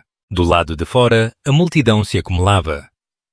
Às 17h36, enquanto ainda estavam no fórum, uma notícia estourou. O ex-presidente de uma das fundações envolvidas na Fraternidade Azul havia sido encontrado morto em um hotel de Brasília. O bilhete ao lado do corpo dizia: "Eles vão apagar todos nós e vão fingir que foi culpa de quem falou demais." O caso foi tratado como suicídio, mas os investigadores já sabiam. Era queima de arquivo. Sofia foi levada de volta ao apartamento sob escolta. Miguel dormia. Ela pegou o bebê nos braços e olhou para Rafael. Agora acabou, eles vão parar de brincar. Rafael respondeu. Agora começa. Porque agora está claro que a gente mexeu onde ninguém teve coragem. Isabela abriu o computador. Tem uma reunião do Conselho Nacional da Infância daqui a 2 dias. Vão debater vínculos afetivos não biológicos. Quero você falando lá. Sofia hesitou. Você sabe que se eu falar lá, vão tentar me derrubar ao vivo. Por isso mesmo. Porque é ao vivo que o país vai entender quem são os monstros. Às 21h05, enquanto Miguel dormia, Rafael recebeu uma ligação. Era do segurança do prédio. Tem um homem no estacionamento subterrâneo. Diz que conhece a senhora Sofia. Se recusa a sair. Desceu. Encontrou o homem parado ao lado de uma moto antiga. Olhos fundos, barba por fazer. Quem é você? O homem respondeu. Sou irmão da Sofia. Fui tirado do abrigo aos 13 anos e sumiram comigo. Agora querem calar ela. E eu sei de tudo. Rafael olhava fixamente para o homem à sua frente, parado ao lado da moto velha, vestindo uma jaqueta poída e com os olhos de quem carregava anos de peso que ninguém nunca viu. Como assim, irmão da Sofia? Ela nunca mencionou ninguém. O homem assentiu com a cabeça. Porque acharam que eu tinha morrido. Aos 13 anos fui transferido do abrigo Irmã Lúcia para uma tal de Unidade 49. Um centro que não constava em registro público nenhum. Na verdade era um galpão, sem nome, sem janela, sem família. A gente era treinado. Obedecer, observar, memorizar, usar uniforme. Eles diziam que iam fazer da gente funcionários exemplares. Mas era muito mais, era um centro de formação da Fraternidade Azul. Rafael deu um passo para trás. Você está dizendo que preparavam crianças para se infiltrarem nas casas de famílias ricas? Não só. Eles ensinavam a não sentir, a obedecer sem reagir, a falar só quando mandado. E quando você crescia, te davam uma nova identidade. E te mandavam para alguma mansão, empresa ou gabinete. Como motorista, jardineiro, cuidador, eu fui enviado para a casa de um juiz federal aos 17 anos. Fiquei lá 6 anos. Anotei cada nome, cada pagamento, cada visita que ele recebia à noite, com empresários que diziam proteger o país. Rafael sentiu um calafrio percorrer a espinha. Você tem provas disso? O homem tirou uma sacola plástica do baú da moto. Dentro havia 3 cadernos de capa dura, cheios de anotações à mão. Nomes, datas, endereços, placas de carro, valores. Eu passei 17 anos anotando. Só não entreguei antes porque sabia que se eu aparecesse iam usar isso contra minha irmã. Mas agora que vi ela falando que vi que o país está ouvindo, eu não posso mais me calar. Rafael pegou os cadernos com as mãos tremendo. Você tem noção do que está aqui? Isso pode derrubar gente do alto escalão do judiciário. Isso conecta todas as pontas. O homem assentiu. E eu vim porque sei que vocês vão proteger ela. E porque ela é a única família que me resta. Sofia, que observava tudo da janela do apartamento, desceu às pressas. Quando viu o homem de pé, imóvel, não acreditou. Daniel? Ele virou lentamente. Estava esperando você me reconhecer, mesmo depois de tanto tempo. Sofia caiu de joelhos. Disseram que você tinha fugido, que tinha sido levado para longe. Fui. Mas não por vontade. Fui arrancado do abrigo à noite. Disseram que iam me levar para um lugar melhor. Nunca mais vi ninguém. mas lembro da sua voz cantando aquela música. Os dois se abraçaram ali mesmo, no estacionamento escuro, sob o olhar perplexo de Rafael e do segurança. Isabela desceu em seguida. Viu a cena e entendeu. Ele estava vivo esse tempo todo. Rafael conduziu os três até o apartamento. Colocou os cadernos sobre a mesa. Acionou os federais que acompanhavam o caso e pediu reunião urgente com o Ministério Público. Às 11h18, os promotores recebiam uma cópia digitalizada das anotações. O conteúdo era devastador. Mais de 300 nomes citados em relatos de encontros, acordos, transferências, reuniões secretas. Os promotores classificaram os documentos como o acervo mais detalhado de infiltração civil. Já reunido fora de operações policiais, às 13 horas, o nome de Daniel Tavares foi incluído no programa de proteção de testemunhas. Mas ele recusou ir para endereço sigiloso. Eu não quero mais me esconder. Eu quero falar. Quero sentar ao lado da minha irmã e contar o que fizeram com a gente. Com dezenas de outros. E eu sei onde tem mais. Eles ainda usam menores em casas de luxo. Ainda treinam gente. Ainda acham que ninguém vai olhar. Sofia segurava Miguel no colo e sentia o coração disparado. Eu cantei para você quando a gente era pequeno. E agora você voltou para proteger quem eu protejo. Daniel beijou a testa do bebê. Esse menino não tem ideia da guerra que vocês compraram, mas ele também não faz ideia do quanto ele está protegido agora. Às 15h35, o Procurador-Geral solicitou ao STF a reabertura de investigações sobre fundações, associações e centros de acolhimento ligados à rede Fraternidade Azul. A solicitação citava diretamente os documentos entregues por Daniel e os vídeos públicos de Sofia. A decisão gerou revolta em setores empresariais que alegavam perseguição política disfarçada de proteção familiar. Mas a sociedade civil respondeu com cartas abertas, protestos em praças, vídeos gravados por mães de todas as regiões do país, dizendo: se cuidar virou crime, todas somos culpadas. Na noite do mesmo dia, Daniel gravou seu primeiro depoimento oficial. Falou durante 2 horas e 40 minutos, sem pausa. Nenhuma vírgula soava falsa. Os investigadores se entreolhavam sem conseguir acreditar que aquele homem havia sobrevivido a tudo que descrevia. Ao sair da sala, Daniel disse: não quero perdão, eu quero que parem de fingir que isso nunca aconteceu. Sofia o esperava do lado de fora. Juntos voltaram para o apartamento onde Miguel dormia tranquilo. Isabela preparava o jantar.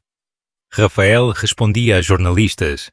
E o mundo lá fora começava a enxergar que por trás de uma mulher que acalmava um bebê, havia uma verdade que ninguém mais conseguiria calar. Enquanto o depoimento de Daniel ganhava notoriedade e os arquivos de Sofia eram replicados por organizações internacionais, a cúpula da Fraternidade Azul agia com pressa. Um grupo de advogados ligados a ex-diretores de fundações beneficentes entrou com ações simultâneas para tentar bloquear não apenas o documentário e os vídeos de Sofia, mas também a circulação dos diários entregues por Daniel. A alegação era uma só. Os documentos foram obtidos de forma não protocolar e as memórias relatadas não poderiam ser tratadas como provas. Mas o que eles não esperavam era a reação. 32 novas testemunhas de estados diferentes enviaram relatos às procuradorias federais confirmando as mesmas práticas descritas por Daniel. Afastamento familiar em idade infantil, manipulação emocional, doutrinação silenciosa, identidade controlada e posterior infiltração em domicílios de alto padrão. A maioria dos nomes citados pertencia a famílias conhecidas da imprensa: empresários, ex-deputados, banqueiros, juízes aposentados. A rede que antes era negada passou a ser rastreável. Em paralelo, Rafael recebeu uma ligação anônima de um ex-membro da diretoria da Fundação Oliveira, que afirmava ter cópias de registros contábeis mantidos fora dos sistemas oficiais. Eu não quero dinheiro, só não quero morrer como cúmplice. 3 horas depois, o homem entregou em mãos um pendrive criptografado contendo mais de 500 notas de repasse a empresas que sequer existiam nos cadastros nacionais, ligadas a nomes da fraternidade. Isabela organizou os arquivos com a mesma paciência de quem já havia mapeado o impossível. Sofia, por sua vez, começou a treinar outras cuidadoras que haviam entrado em contato desde que a história veio à tona. Não quero virar símbolo. Quero que todas saibam que têm direito a nome, a vínculo e a respeito. Às 17h42, a Ministra dos Direitos Humanos emitiu nota pública recomendando ao Congresso a criação de um projeto de lei que reconhecesse juridicamente vínculos afetivos formados dentro da estrutura familiar estendida, especialmente em casos como o de Sofia e Miguel. A proposta ganhou o nome de Lei do Ouvir e previa a validação legal de vínculos formados por laços de cuidado contínuo e comprovado. A reação foi imediata. Enquanto milhares apoiavam a medida, grupos conservadores alegavam relativização da família. O deputado que liderava a oposição afirmou publicamente que, em breve, qualquer funcionário que trocar fralda vai pedir guarda de criança rica. Isabela respondeu com um vídeo direto. A mesma elite que contrata babás 24 horas por dia quer negar que essas mulheres criam nossos filhos. Se isso é relativizar a família, então talvez a gente precise repensar o que tem chamado de família até hoje. O vídeo teve mais de 28 milhões de visualizações em 2 dias. Nas redes sociais surgiram milhares de relatos de ex-cuidadoras, ex-babás, ex-funcionárias que criaram filhos de famílias ricas, sem nunca terem sido citadas em uma única foto de álbum. E entre elas, muitas disseram: "Eu também fui Sofia, só que nunca tive quem me ouvisse." Rafael recebeu convites de 4 universidades para relatar o caso. Recusou todos. Disse apenas: "Quem tem que falar é quem cuidou, não quem herdou." Às 20 horas, enquanto organizava os dados recebidos no novo pendrive, Daniel encontrou uma pasta escondida dentro de outra. Ao abri-la, descobriu vídeos de treinamentos internos da Fraternidade Azul, gravados entre 1999 e 2002. As imagens mostravam crianças de 8 a 12 anos sendo instruídas a repetir frases como nunca chorar, nunca apegar, obedecer em silêncio, reconhecer rosto de poder. Era desumano. A promotoria autorizou a veiculação restrita de parte dos vídeos para jornalistas especializados. Um deles, em matéria exclusiva, escreveu: "O que vimos não é formação, é apagamento. É a tentativa deliberada de criar gente sem passado para servir um futuro controlado." Na manhã seguinte, Miguel acordou com febre. Sofia o levou ao hospital acompanhada por Isabela. Na recepção, 2 mulheres esperavam com um buquê simples e um bilhete. Era uma mãe solo de uma comunidade vizinha. O bilhete dizia: "Você deu nome ao que a gente só sabia sentir." Sofia não conteve as lágrimas. Miguel foi atendido e liberado com diagnóstico leve. Rafael, do lado de fora, organizava a próxima entrega à promotoria. Isabela separava os arquivos mais sensíveis e Daniel, ao lado deles, concluiu: "Não é mais sobre provar, agora é sobre impedir que isso continue." E quando todos achavam que o ciclo estava perto do fim, o telefone fixo da casa tocou. Rafael atendeu. A voz era metálica, filtrada.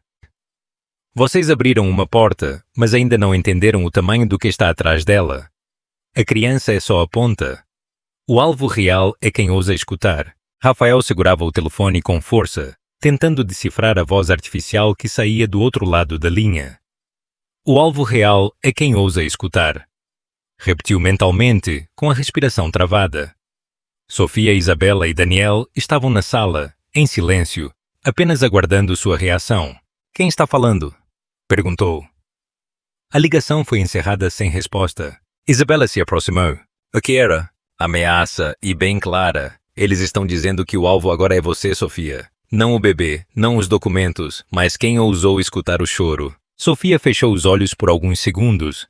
Depois respondeu: "Então, finalmente, eles entenderam que escutar é o que mais assusta." No mesmo dia, às 10h34, a Promotoria Federal protocolou o primeiro pedido de prisão preventiva contra 3 diretores da antiga Fundação Mão Aberta, apontada como um dos núcleos principais de recrutamento da Fraternidade Azul.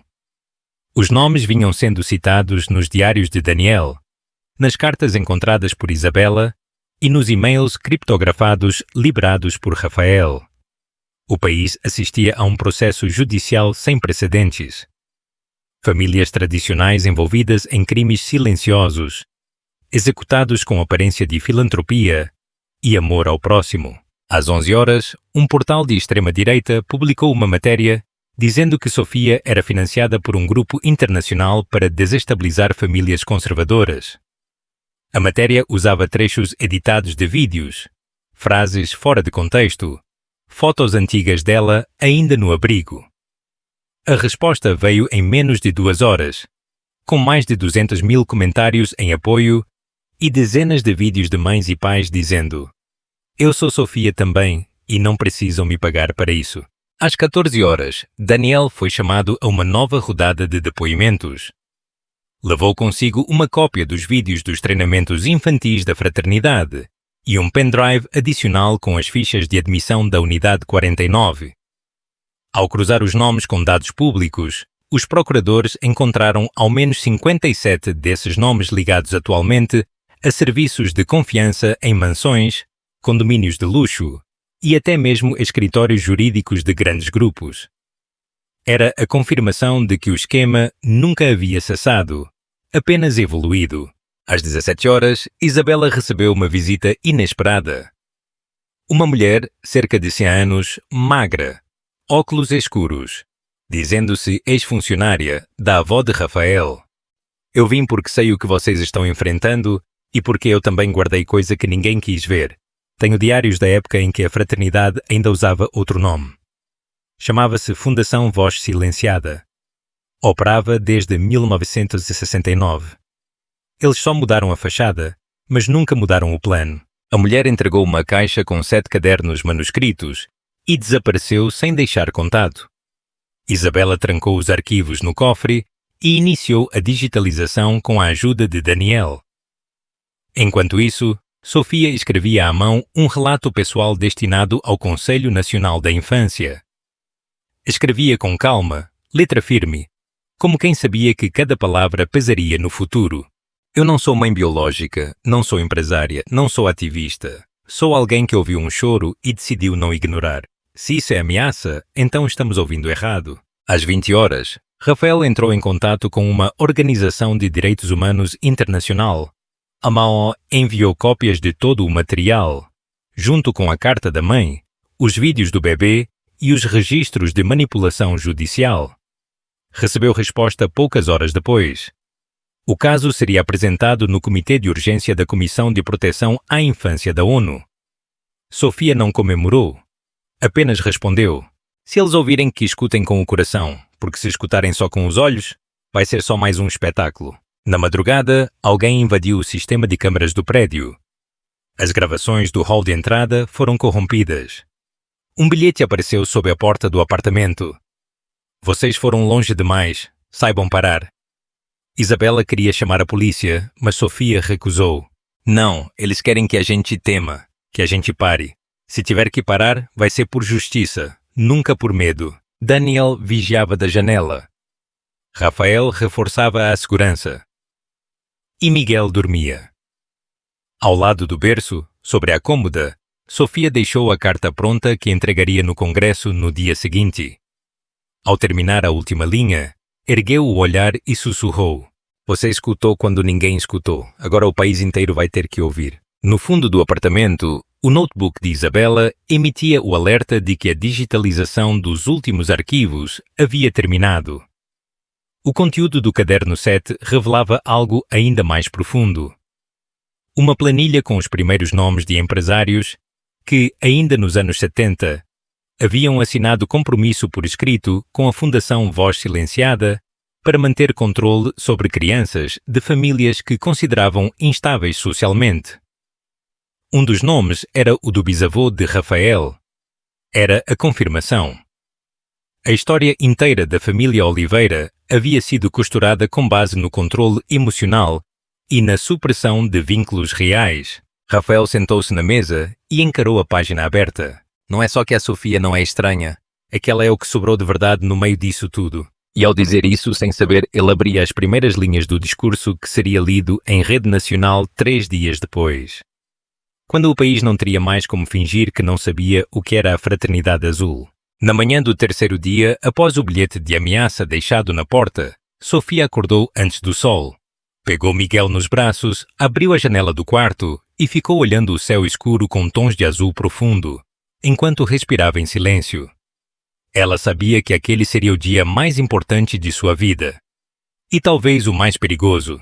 Às 8h20, ela entrou no carro ao lado de Rafael e Isabela, com destino ao Congresso Nacional, onde aconteceria a primeira audiência pública sobre vínculos afetivos não biológicos no Brasil. Uma fila de mais de 300 pessoas já se formava em frente ao anexo 2, a maioria com faixas e cartazes escritos à mão. Quem escuta, cuida. Ela cuidou. O país viu. Choro não é ruído, é aviso. Dentro da sala, deputados, juristas, psicólogos, mães solo, cuidadores, pesquisadores e repórteres aguardavam. Sofia foi a terceira a falar. O primeiro foi um deputado conservador que abriu sua fala dizendo que a família precisa ser defendida do sentimentalismo desordenado. O segundo, um psicólogo indicado pela fraternidade, alegou que a emoção não pode substituir os critérios legais. Quando Sofia foi chamada, o silêncio tomou a sala. Ela andou lentamente até o púlpito, segurando uma cópia dobrada da carta escrita à mão que havia deixado ao lado do berço de Miguel. Respirou fundo. Meu nome é Sofia Amélia Tavares. Fui criada num abrigo, onde aprendi a falar só quando mandavam. Passei por casas que me usaram como objeto de limpeza, gente que me chamava de invisível e por um sistema que nunca me reconheceu como cidadã. Mas foi num quarto silencioso, com uma criança chorando no berço, que eu finalmente encontrei um lugar. Porque aquele bebê não me pediu diploma, nem documento. Ele me pediu escuta, me pediu colo, e eu dei. Agora querem me dizer que isso não vale? Que um vínculo construído todo dia em silêncio, entre cólica e medo, entre febre e sorriso, não tem valor? Algumas pessoas na plateia já choravam. Sofia continuou. Eu não vim aqui pedir nada. Eu vim lembrar vocês do que esqueceram. Que cuidar é política. Que afeto também é estrutura. E que se o sistema não entende isso, então o sistema precisa mudar. Porque quem escuta salva. Quem cala repete o ciclo. Um deputado tentou interrompê-la, mas o presidente da mesa autorizou que ela continuasse sem cortes. Hoje, eu cuido de um bebê que nasceu numa família rica, mas que teria crescido em silêncio se não fosse por uma mulher como eu. Sem sobrenome, sem herança, sem poder. E ele me escutou. Porque criança não aprende pelo nome, aprende pela presença. E se vocês tiverem um pingo de coragem, vão reconhecer isso em lei. Vão garantir que outras mulheres como eu não tenham que lutar tanto para provar que ouvir também é maternar. Ela deixou o púlpito sob aplausos em pé. Isabela foi ao encontro dela, segurando firme a mão de Miguel. Você falou por todas nós. O vídeo do discurso foi publicado oficialmente pela TV Câmara e atingiu mais de 20 milhões de visualizações em menos de 24 horas. Nos dias seguintes, mais de 50 projetos de lei estaduais e municipais começaram a ser rediscutidos com base no conteúdo da fala de Sofia. Mas nos bastidores, o núcleo que ainda restava da Fraternidade Azul se mobilizava. Um dos advogados do grupo foi flagrado tentando comprar o silêncio de duas testemunhas que haviam prestado depoimentos sobre o desaparecimento de crianças nos anos 90. Ao mesmo tempo, um dossiê falso foi divulgado tentando ligar Sofia a uma rede internacional de tráfico de bebês com documentos forjados e fotos adulteradas. Isabela entrou em contato direto com o delegado responsável. Se vocês não derrubarem essa mentira logo, ela vai ser assassinada pela opinião pública. O delegado confirmou que os documentos vinham de uma impressora localizada no mesmo endereço de uma empresa de fachada ligada ao ex-ministro, que fora encontrado morto semanas antes. Rafael publicou nota dizendo: tentaram calar a verdade com medo. Agora tentam matar a verdade com mentira. Mas a verdade é quem segura meu filho quando ele chora. E isso ninguém falsifica. Às 19 horas, Daniel recebeu uma ligação do abrigo onde viveu parte da infância. Uma ex-cuidadora dele, Dona Fátima, de 76 anos, pediu para vê-lo. Quando ele chegou, ela entregou uma fita cassete. Guardei isso por décadas. Sabia que um dia alguém ia ter coragem. Era uma gravação de uma reunião da antiga Fundação Voz Silenciada, onde nomes conhecidos da elite conversavam sobre preparar emocionalmente as futuras gerações da elite através do controle de vínculos externos. A voz de um deles dizia: amor é instável, serviço é previsível. Treinem as cuidadoras, mas não deixem que elas se apeguem. A gravação foi autenticada por peritos e anexada ao processo. O país parou. Em meio a tudo isso, Miguel completava seu primeiro ano de vida, sem festa, sem convidados. Só os 4, Sofia, Isabela, Rafael e Daniel. E naquele silêncio, entre um sorriso tímido e um pedaço de bolo simples, Sofia cantou a música de sempre, mas agora com outra força. Porque aquela criança não era mais um alvo, era símbolo. E o país não tinha mais como fingir que não sabia. 2 dias após o discurso de Sofia no Congresso, o Conselho Nacional da Infância aprovou por unanimidade a instauração de um grupo de trabalho para a criação de uma nova legislação voltada ao reconhecimento formal de vínculos afetivos não biológicos. Era a primeira vez que o Estado reconhecia publicamente que o cuidado exercido fora dos laços de sangue precisava de proteção e estrutura. O impacto foi imediato. Hospitais começaram a revisar seus protocolos de entrada e autorização de cuidadores. Escolas passaram a incluir referência afetiva nos cadastros de alunos, mas enquanto o país respirava a ideia de uma mudança real, a Fraternidade Azul articulava sua última tentativa. Às 7 horas da manhã de uma terça-feira, agentes da Polícia Federal encontraram num prédio abandonado no interior de Goiás documentos que indicavam que ao menos 29 crianças desaparecidas entre os anos de 1991 e 2007 haviam passado por um sistema de adoção clandestina, coordenado por membros do grupo. A descoberta levou ao maior escândalo da história da assistência social do país. Nomes de desembargadores, médicos, assistentes sociais e até artistas foram mencionados em documentos internos, planilhas e memorandos. Entre os arquivos, uma carta escrita por uma das crianças que haviam sido separadas da família e enviada a um diretor da Fundação Voz Silenciada dizia: eu só queria alguém que me escutasse. A frase foi estampada na capa de todos os jornais no dia seguinte. Sofia, Isabela e Rafael foram convidados a participar de um evento emergencial da ONU, com foco em infância e reparação institucional. O convite não era apenas simbólico, era um reconhecimento. No evento, Sofia falou em nome de milhares. O que aconteceu comigo não foi erro, foi política. Decidir quem escuta e quem cala sempre foi ferramenta de poder, e por décadas mulheres como eu fomos tratadas como extensões da mobília. Mas nós éramos o centro, porque quem cuida, sustenta. E quem sustenta tem direito de ser reconhecido. Após a fala, uma moção foi assinada por 27 países, exigindo investigação sobre redes privadas de controle infantil disfarçadas de assistência.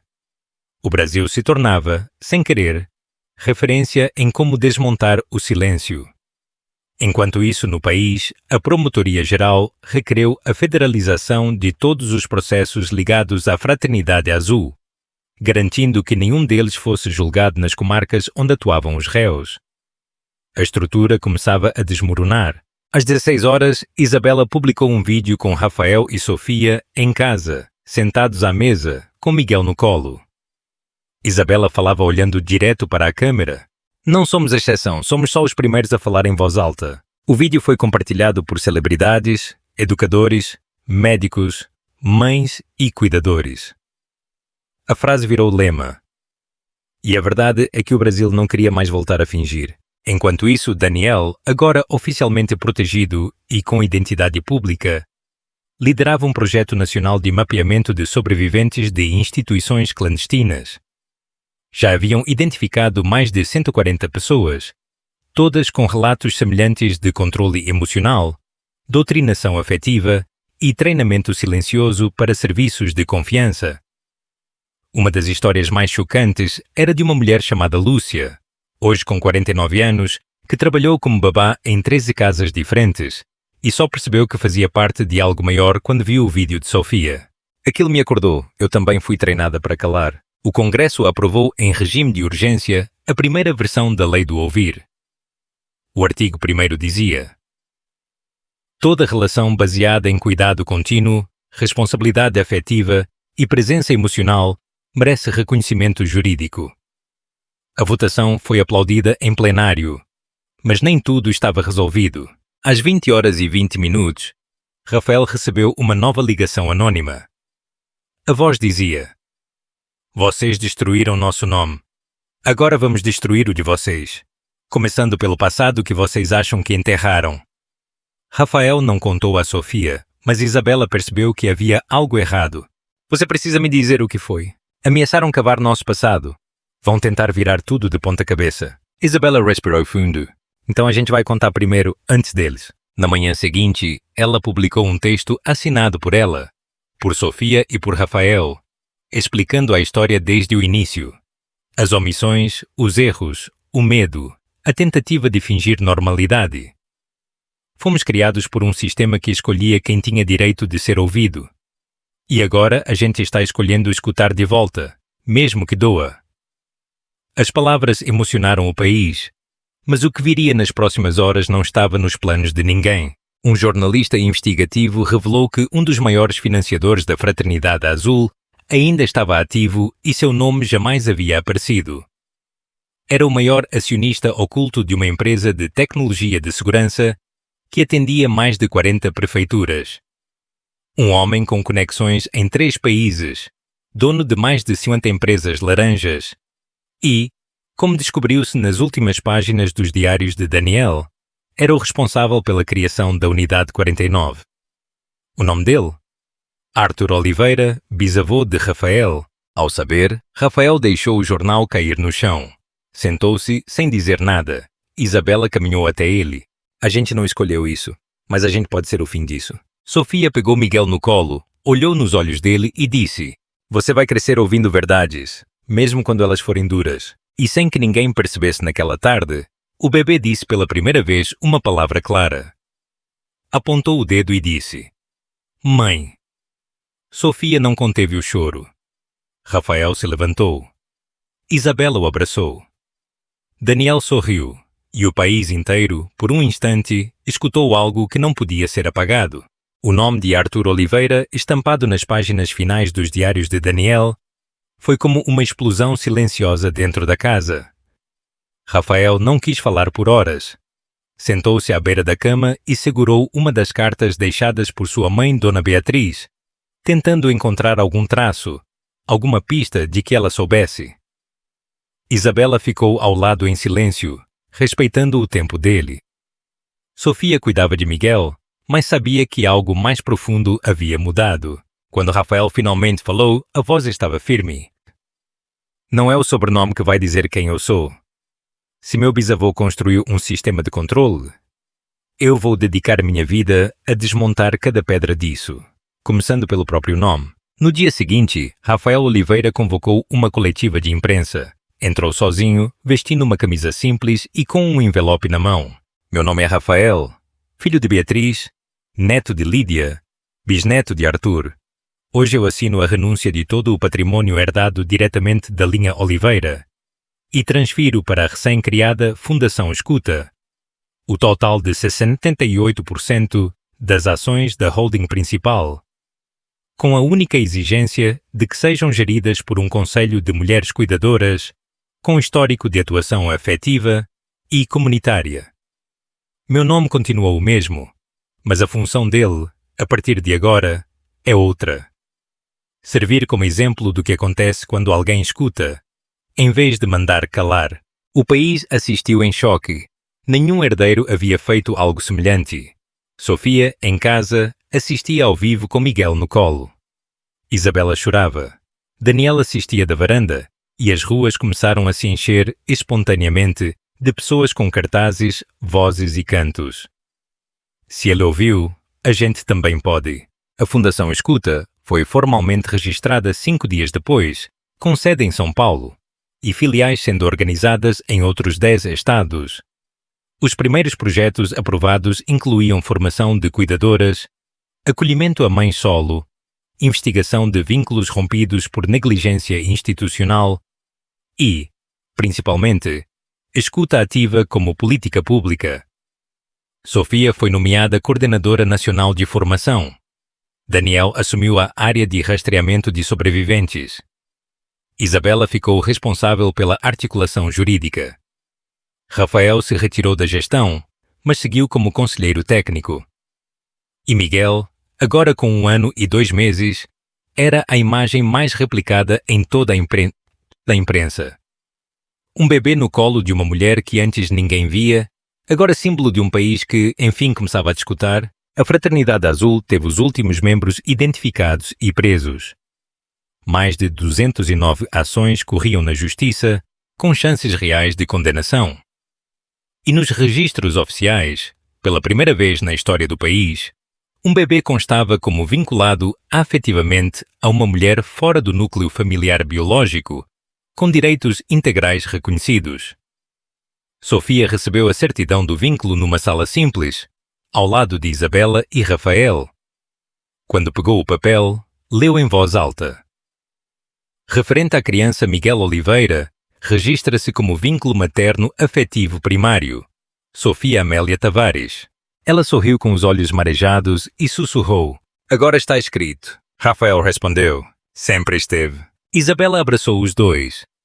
Daniel entrou na sala com uma notícia. "Recebemos confirmação de mais 40 sobreviventes da Unidade 49. Estão vivos e querem falar." Sofia se levantou, segurando o documento nas mãos. "Então agora é nossa vez de escutar." O Brasil mudava.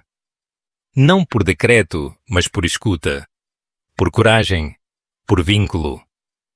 E por uma mulher que ouviu um choro numa madrugada qualquer e decidiu, com o peito aberto, que aquilo não era ruído. Era chamado. E ela atendeu. A verdadeira transformação começa quando nos permitimos ouvir. Às vezes, a voz mais poderosa não vem dos palcos ou dos discursos grandiosos, mas do choro mais silencioso, do grito de uma verdade sufocada por anos de segredos. A história de Miguel e Sofia nos ensina que o afeto é uma força revolucionária, capaz de desmascarar a escuridão e reescrever os destinos. Que legado você quer deixar? Um de silêncio e conveniência, ou um de escuta e coragem? Lembre-se, o maior valor de uma família não está no sobrenome, mas nos laços invisíveis de cuidado e na capacidade de, juntos, escolherem a verdade. Se você chegou até aqui, deixa um comentário contando o que achou. Sua opinião é muito importante para nós. Compartilha esse vídeo com seus amigos e familiares. E não esquece de se inscrever no canal e ativar o sininho para não perder nenhum dos nossos novos conteúdos. Cada like, comentário e compartilhamento nos ajuda a continuar criando conteúdos incríveis para vocês.